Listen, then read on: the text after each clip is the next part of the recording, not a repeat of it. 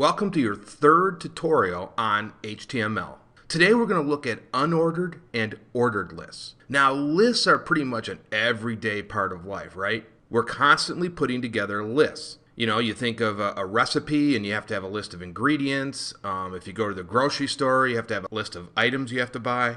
And if you look at virtually every web page, they will always have some sort of list. And whether that's a menu or just a bullet list, we're always putting together lists. Now, HTML provides two main ways to do lists, unordered and ordered lists. And as we looked at in the previous lessons, it's just a simple tag that we need to create. And so an unordered list is created with the UL tag, and an ordered list is created with the OL tag. Now I will say right off the bat that unordered lists is kind of the default thing people use when they're designing websites. I would say ordered lists are used to a lesser extent, but we'll look at both of these today. Now what's common to both unordered and ordered lists is the LI element tag. Now the LI element is actually the list item, and I will show you that here in a few minutes. So again, unordered lists and ordered lists, and again both will use the LI element tag, which is embedded inside either the OL or the UL element. And so let's first take a look at an unordered list. Okay, so within our body tag, and remember everything goes within the body element. So let's go ahead and create our UL tag, and then let's go ahead and close it.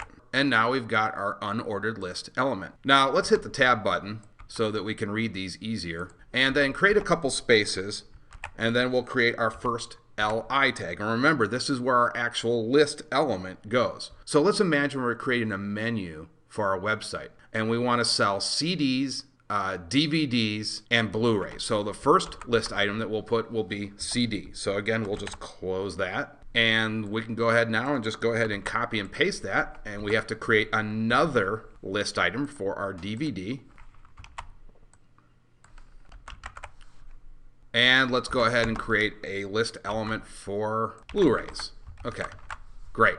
And actually let's create a space there, and now this is nice and neat. And so now we've got our nice list that we want to display on our web page. And of course we use the list tag to accomplish that. So let's go ahead now and render this web page, and let's save this as an HTML document.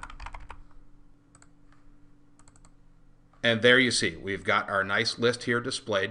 Now later on when we get to the CSS tutorials, we will actually use this HTML ordered list and create a very fancy menu. We'll use CSS to style each one of these list element tags and create nice hover menus and add colors and all sorts of things. But for now, you need to understand how the HTML works at a base level before we get to CSS. So let's go ahead and go back into the code, and we'll look at an ordered list now.